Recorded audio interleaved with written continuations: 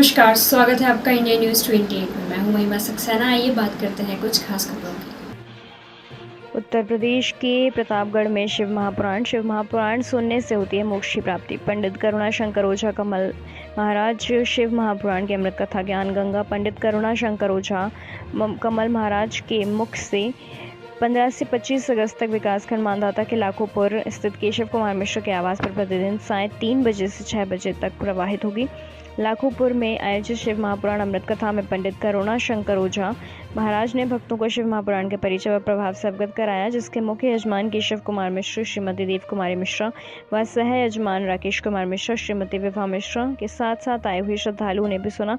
इस दौरान कथा व्यास के साथ अपनी सहभागिता देने आए ब्रजेंद्र मणि त्रिपाठी, रविंद्र मिश्र, सूर्यकांत मिश्र, राममणि मिश्र भी मौजूद रहे। कथा के मुख्य यजमान आयोजक केशव कुमार मिश्र समेत अन्य भक्तों ने भगवान शिव व पार्वती का पूजन अर्चन किया। प्रतापगढ़ संवाददाता अवनीश कुमार मिश्रा की रिपोर्ट। आज हम अमैया मऊ के लाखोपुर गांव में हैं।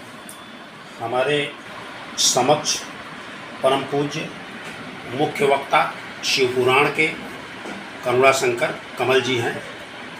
गुरु जी समाज में, देश में श्रीमद् भागवत की कथा होती है, श्री राम की कथा होती है, लेकिन शिवपुराण की कथा आप कह रहे हैं जी।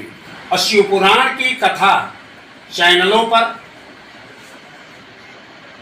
आदि जगह देखने को मिलती है, लेकिन मानधाता विकास खंड में ये है शिवपुराण की कथा हो रही है। शिवपुराण का महत्व, प्रभाव और मानव जीवन पे इसका असर और शिवपुराण से उद्धार का क्या मार्ग है, शिवपुराण कथा का सारांश सूक्ष्म में बताएं। देखिए बंधुओं, समस्त शिवपुराण 7 खंडों में विभक्त किया गया है, जिसमें सबसे प्रथम खंड है विद्येश्वर संहिता। शिव से ही कल्याण है, शिव शब्द का अर्थ ही कल्याण होता है। और प्रथम संहिता को जो विद्येश्वर संहिता नामकरण किया गया, विद शब्द से वेद बना है। विद माने जानना। भगवान शंकर ही ब्रह्म है, ईश्वर है। इस चीज को बताने के लिए जिस संहिता का निर्माण किया गया वही है विद्येश्वर संहिता। प्रयागराज में सनकाई तमाम सारे ऋषि 88,000 ऋषि मिलकर के यज्ञ कर रहे थे और वहां पर सूत जी का आगमन हो गया। उन्होंने कहा, महाराज कलयुग में जो भी जीव पैदा होंगे केवल अपने कमाने में, खाने में, जीविकोपार्जन में लगे रहेंगे, इनका कल्याण कैसे हो। यहाँ पर सूत जी ने कहा कि देखिए प्रश्न तो बड़ा उत्तम हुआ, इस प्रश्न हमको हमारे गुरु जी से मिला है। कल्याण का मार्ग है शिवार्चन। हमारे यहाँ देखिए, और देवताओं की पूजा तो कोई लोग ही करते हैं कि शंकर भगवान एक ऐसे देवता हैं, अनपढ़ से लेकर के और बड़े बड़े विद्वान आचार्य शंकर तक उनकी पूजा करते हैं। शंकर से ही कल्याण।